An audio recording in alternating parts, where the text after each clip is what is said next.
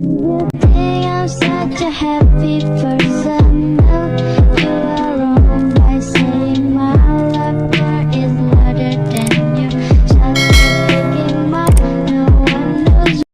Assalamualaikum warahmatullahi wabarakatuh. Baiklah, berikut adalah video presentasi dari kelompok 10 yang beranggotakan saya sendiri, Putri Asmita, dan teman saya satu lagi yaitu Rahmayati. Kami akan mempresentasikan materi dengan judul konflik sosial dengan mata kuliah geografi bencana. Silakan menyaksikan.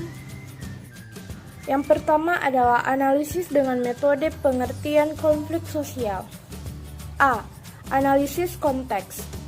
Analisis konflik merupakan gambaran menyeluruh tentang keadaan, pola intensitas, dan karakter masyarakat, meliputi kekuatan hubungan antar pemangku kepentingan yang berpengaruh terhadap pencapaian tujuan pembangunan dan upaya bina damai. Di mana kajian dinamika konflik adalah serangkaian kegiatan pengumpulan, pengolahan, dan formulasi data keadaan masyarakat yang meliputi pemahaman konteks, interaksi, intervensi, pelaku, masalah dalam rangka perumusan program pembangunan. B. Mengapa analisis konflik diperlukan? Persoalan pembangunan membutuhkan situasi dan kondisi stabil. Salah satu syarat keberhasilan pembangunan adalah dengan adanya kondisi kondusif dan terkendali. Pembangunan akan sulit dilaksanakan jika kondisi masyarakat dalam situasi krisis dan anomali atau ketidakpastian. Pembangunan itu sendiri membutuhkan infrastruktur yang kuat karena aktivitas yang dilaksanakan sangat kompleks dan memiliki pengaruh yang luas terhadap sendi-sendi kehidupan masyarakat. Semakin maju kebutuhan dan harapan masyarakat dalam memperbaiki kehidupannya, maka semakin cepat pula proses perubahan yang harus dilakukan. Pemahaman yang benar tentang situasi dan keadaan suatu masyarakat akan membantu dalam memetakan kebutuhan dan tantangan yang dihadapi, terutama berkaitan dengan situasi dan keadaan masyarakat menyangkut hubungan sosial. Selanjutnya yaitu prinsip-prinsip dalam analisis konflik. Analisis konflik didasarkan pada pandangan bahwa masyarakat memiliki struktur dan tingkat yang sangat kompleks dan membutuhkan kerangka kerja komprehensif untuk memahami masalah, persepsi, pertentangan antara kelompok, sumber daya, kelembagaan, dan membangun aksi bersama dalam masyarakat. Oleh karena itu, dibutuhkan pedoman berupa prinsip-prinsip yang disepakati bersama berdasarkan informasi yang lengkap. Berikut adalah beberapa yang perlu diperhatikan dalam melakukan analisis konflik. Yang pertama, analisis terhadap isu dan fenomena konflik yang terjadi. Yang kedua, yaitu partisipasi berbagai pihak atau pemangku kepentingan untuk melakukan identifikasi, penelusuran, penilaian, dan merumuskan visi bersama. Yang ketiga, yaitu analisis konflik harus menguji konteks pengembangan secara komprehensif, mencakup aspek sosial, ekonomi, politik, sumber daya alam, dan isu-isu global. Yang keempat, yaitu kondisi psikologis pihak-pihak yang berkonflik, merupakan aspek penting dalam pengelolaan konflik.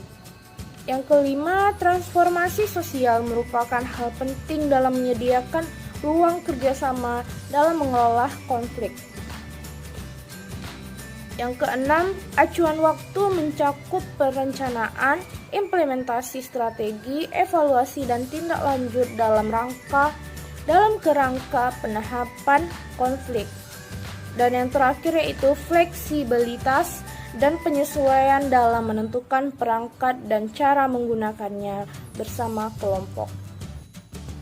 Selanjutnya ada analisis konflik sebagai proses, di mana analisis konflik bukan merupakan suatu tujuan atau target akhir dalam persoalan konflik. Analisis konflik merupakan bagian dari proses belajar masyarakat dalam membangun kesadaran kritis dan kapasitas untuk mengidentifikasi, menelaah, dan merumuskan aksi bersama berkaitan isu-isu membangun kapasitas. Selanjutnya yaitu instrumen dan alat bantu. Berikut adalah manfaat dari penggunaan instrumen atau alat bantu analisis konflik, di antaranya memberikan informasi dalam bentuk peta mental yang bermanfaat untuk menentukan pilihan kegiatan sebagai solusi dalam penyelesaian konflik. Yang kedua, memvisualisasikan secara sederhana dan mudah dipahami tentang kondisi sosial dan konflik yang terjadi. Lalu membantu dalam menyusun pemahaman bersama tentang isu-isu konflik, kondisi kekerasan, peran kelembagaan, dan hal-hal lain yang perlu digali sebagai bahan pengambilan keputusan.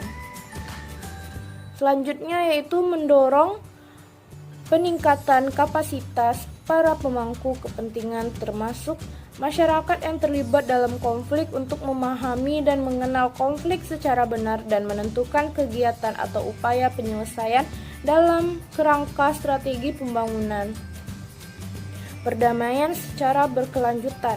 Lalu mendorong tukar informasi dan studi silang tentang berbagai pengalaman yang berbeda dari masing-masing kelompok berkaitan dengan konflik yang dihadapi. Dan yang terakhir, menyediakan informasi esensial, pengecekan silang informasi, terutama ketika beberapa instrumen atau alat digunakan untuk tujuan yang sama. Yang kedua yaitu penyebab konflik sosial. Konflik merupakan perbedaan atau pertentangan antar individu atau kelompok sosial yang terjadi karena perbedaan kepentingan serta adanya usaha memenuhi tujuan dengan jalan menentang pihak lawan disertai dengan ancaman atau kekerasan.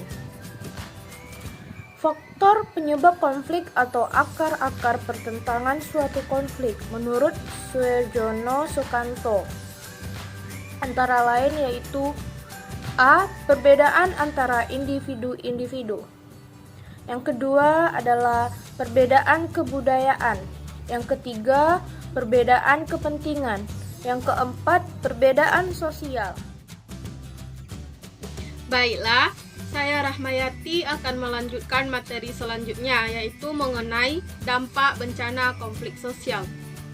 Nah, ada beberapa akibat yang dapat ditimbulkan oleh adanya pertentangan atau konflik sosial menurut Sujono Sukanto, yaitu diantaranya bertambahnya solidaritas in-group atau apabila suatu kelompok bertentangan dengan kelompok lain, maka solidaritas dalam kelompok tersebut akan bertambah erat.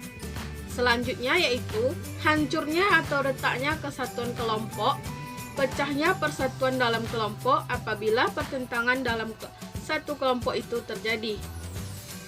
Juga terjadinya perubahan kepribadian para individu. Selain itu, hancurnya harta benda dan jatuhnya korban manusia, serta akomodasi, dominasi, dan takluknya salah satu pihak. Selanjutnya yaitu studi kasus mengenai konflik sosial.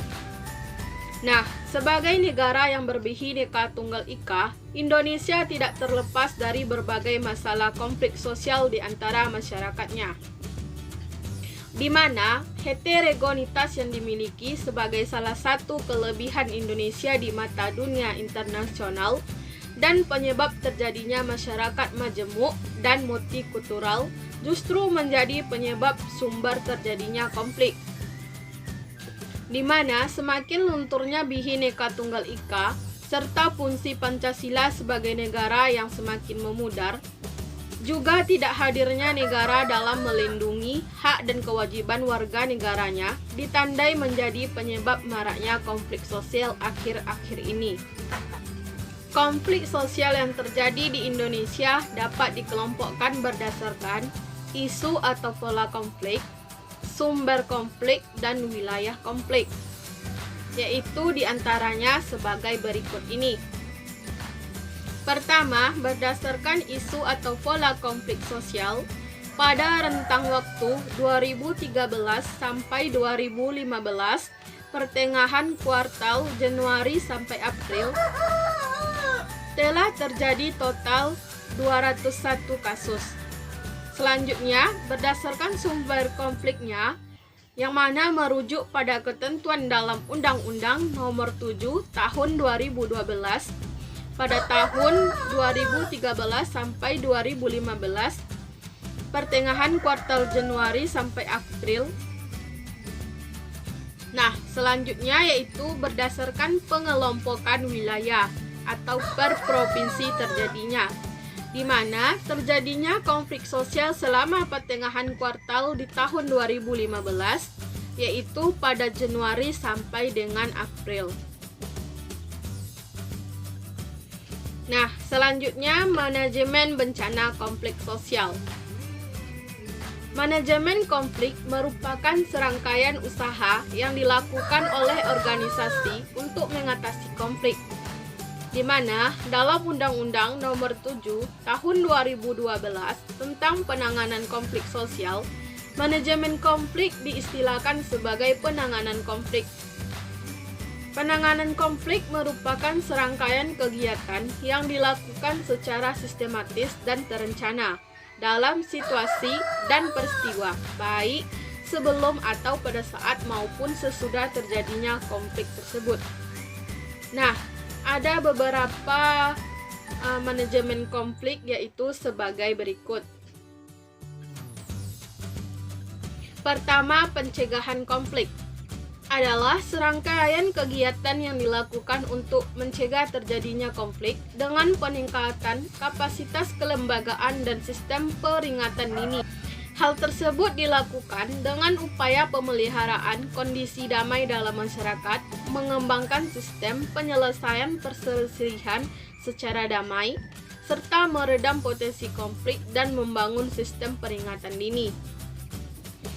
Nah, selanjutnya yaitu penghentian konflik adalah serangkaian kegiatan untuk mengakhiri kekerasan, menyelamatkan korban, serta membatasi peluasan dan eskalasi konflik, juga mencegah bertambahnya korban jiwa dan kerugian harta benda. Selanjutnya, pemulihan pasca konflik adalah serangkaian kegiatan untuk mengembalikan keadaan dan memperbaiki hubungan yang tidak harmonis dalam masyarakat akibat dari konflik tersebut, di mana melalui kegiatan rekonsiliasi, rehabilitasi, serta rekonstruksi. Nah, itulah penyampaian materi oleh kelompok kami. Apabila terdapat kesalahan dalam penyampaian materi, kami mohon maaf. Akhir kata, wassalamualaikum warahmatullahi wabarakatuh.